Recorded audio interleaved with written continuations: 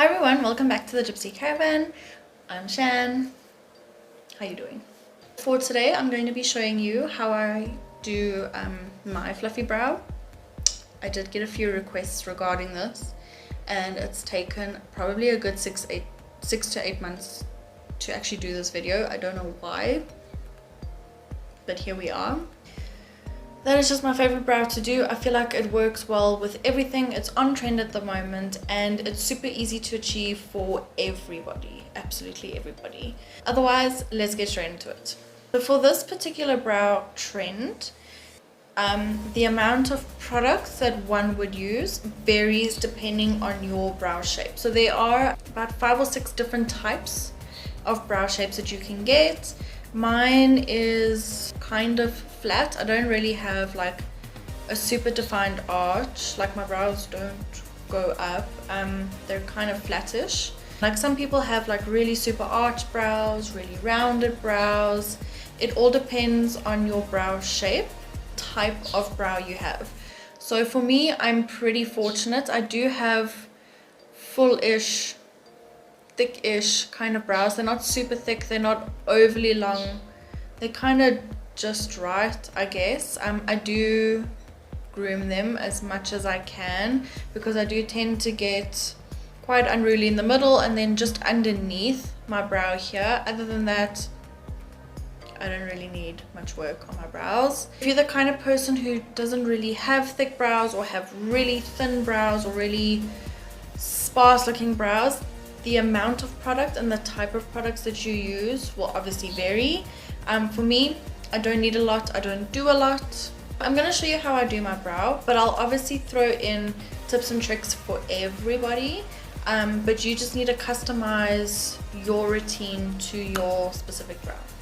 Generally, the consensus these days regarding a fluffy brow is the soap brow, which is when you take a clear or mainly glycerine soap and then you wet like a spoolie like this, rub it in the soap and then brush your brows up, and then you can just fill in the gaps with like a pencil or a brow pen or a setting gel or eyeshadow or whatever you use to do your brow. That's generally the fluffy soap brow consensus that's been going around at the moment.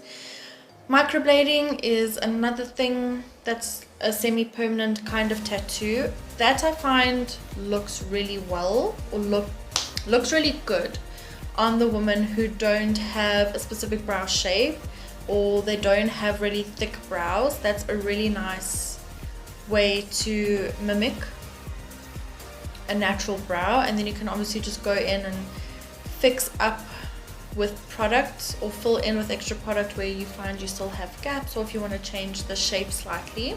One thing I did a couple months back was brow lamination. That was also really great because then all I needed to do was just brush my brows up with brow set. It was the most easiest brow routine I had at that stage, and essentially brow lamination is different glues and really sticky products. I'm not entirely sure of the products that I use to do this, but you have specific products and glues and gels that you use to essentially glue up the brows in various stages. So you do like step 1 and that sits for a couple minutes. You do a step 2, that sits for a couple minutes, and after 3 or 4 steps of using these different products and gels and glues, your brows sit up in a fluffy shape.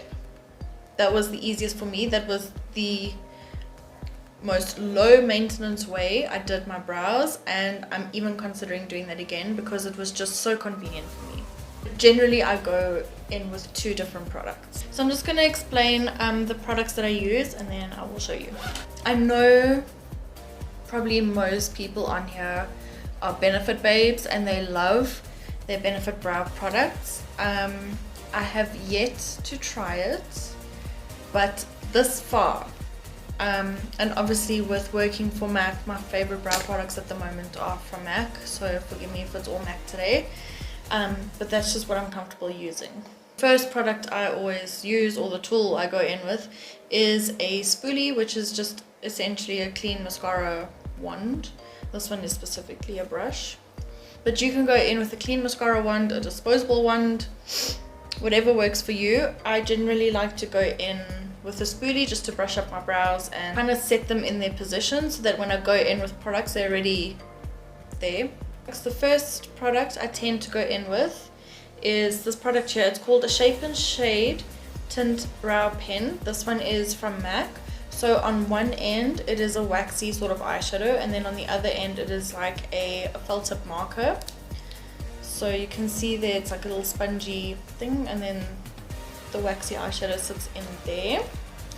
And then of course the other end is like a marker pen. I like this product specifically because it's so easy to mimic brow hairs with this, and to give the illusion that your brows have been microbladed without actually being microbladed. I will go in with a pencil. This is an old MAC pencil. They do have the new ones now that have the spoolies attached. So the shade I use is Stylized, just because my hair is kind of like a messed up sort of silver grey at the moment, but because my natural brow is kind of like an ashy blondie brown, I go either back and forth between Stylized or Fling. These are just the eyebrow pencils from MAC that retract.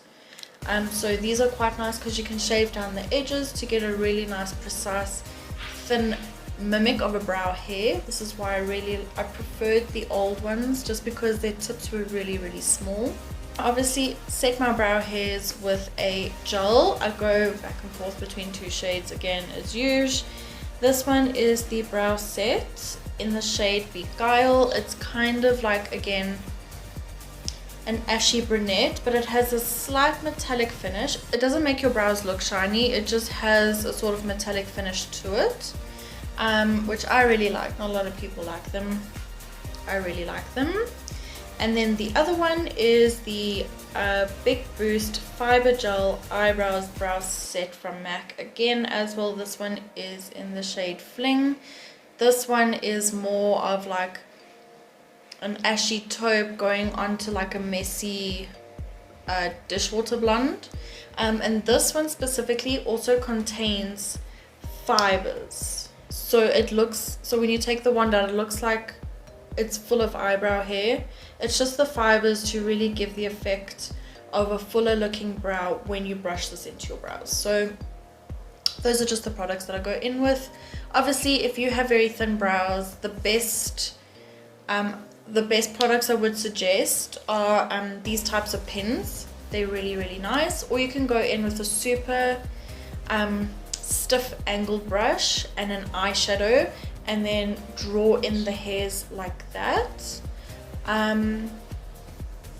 Or essentially to get them microbladed. It is painful. If you go to a really good artist who is good at doing brows and microblading specifically, like, you won't regret it. It's worth your money. I've seen a lot of women with really good microbladed brows, and it's defos worth it. I'm just going to scooch on closer here. So I have nothing in my brows at the moment. They are clean. So normally what I do is I just comb through my brows, because some of them like curl backwards, some of them curl over, some of them lay funny. So the first thing I do is I just give them a quick comb through. Anyway, moving on. And then what I'm going to do is I'm going to brush my brows back up on themselves. I love a good editorial brow. I love it when it looks messy and when it looks like I have, well, I call them boy brows, because a boy's brows are thick and full and just like kind of messy but still like kept. I really like that, and that's quite a editorial-ish brow. First thing, the Shape and Shade pen. I'm gonna go in with the eyeshadow side. I don't know if I mentioned I use the shade Fling because, again, my undertone is ashy, so that's what I go in with. I'm using the cushion tip with the eyeshadow, and again I'm just going to brush this back into my brows. I'm not physically touching my skin, I'm brushing the product back into the hairs. This is what's going to kind of give them a thicker illusion, because as the hairs grab onto the product and then when you brush them back, it kind of looks like your brows are a lot fuller than what they appear, which is gloss. It starts off the fluffy process, if you know what I'm saying. Going back in with the spoolie, I'm now going to brush my hairs back up and straighten them out again. And already you can see how much fuller and how much thicker this brow looks compared to its companion. So then we're going to go in with the felt tip side. With this product, you are going to need to shake it up a bit. If you just apply it without shaking up the product, it does tend to come off on the skin a little bit more sheer rather than like full-on pen. So the more you shake it, the more it activates the ingredients or the product, so that when you apply it, it's like a definite stroke of color rather than like something very see-through, watery and sheer. Okay, so I normally like to start at the end, and I'm literally only filling in the gaps. I normally do like to just extend my brow slightly down the side here, because my brows are kind of short in comparison to where they need to end. So I just extend that a little bit, and then that's when I will come into the front and just fill up the front slightly, fluff it out a bit. And then because my brow, you can see, tends to just kind of dip right here, I like to fill that in so that my brow has somewhat of an arch, even though my brows are really flat. But it just defines the shape a little bit more. Using light, almost like I'm ticking motions, because I just want to mimic the look of the brow hair rather than like color in the brow. So then again, I'm just going to spoolie through my brows. So there already you can see it, like it has a little bit more of a defined shape. There's some thickness, there's some color. It's aces for us. I'm gonna go in with the Big Boost gel, just because I've been using Beguile a lot lately, and I'm not over it, I've just been overusing it.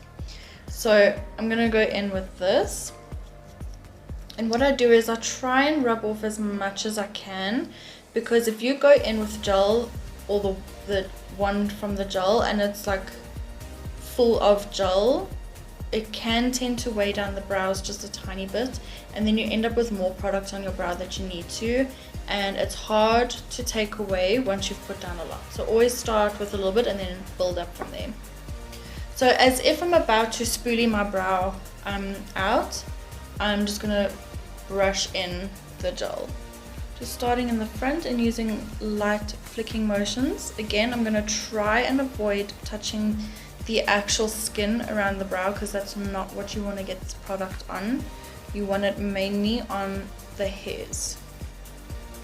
And then I'm just going to spend time brushing up the brow hair.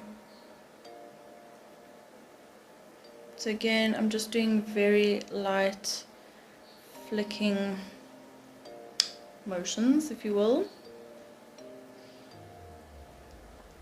It's quite strong. It's going to hold this shape that you're brushing your brow in for the entire day. It's not going to move whatsoever. Okay, so that's pretty much what the brow should look like at the end. It's obviously a lot fuller, a lot thicker, much more fluffier, the usual. Cool, so I'm going to quickly finish this brow off camera just so that you can see what the overall look looks like, and then I will be right back with you. Okay, so we're back. Both brows are done. There's a weird shadow under this brow for some reason. Whatever. Okay, so that's pretty much what the brows will look like at the end. You can see, compared to the beginning of this video, they are a whole lot thicker, a whole lot fluffier, a whole lot fuller. I generally do prefer overdrawing my brows just a teensy bit. Just because I feel like it matches my features better, because I have a lot of space around my eyes. I just naturally have wider features, I guess, because my face is flat rather than angled. I don't know, but anyway, it's my brow routine. I don't conceal or anything because, like I said, I'm hardcore into the supernatural looking brow, the messed up editorial brow, something that resembles that of a man's brow. That's just my vibe. You can totes go in and clean up with concealer underneath if that's what you prefer. You do you. You do you. It took me a while to get my brow routine like down to what I knew exactly what I wanted, because at one point I was going in with 6 different things and like all the wrong colors, and it was not great. But I'm glad I found what works best for me, and I hope you find things that work best for you. And also just takes practice. Like it took me a while to get the hang of the motions, because that's essentially what where the practice would need to come from, is practicing doing that motion. And once you have that down, your brows are gonna look aces, babe. Thanks again for watching. Don't forget to subscribe to my channel if you haven't already. Like this video if you like this video, and leave any requests or comments down below regarding other things that you'd like to see or other tutorials that you'd like to see. I have a lot of free time, so have a great day further, and I'll see you in my next tutorial. Bye.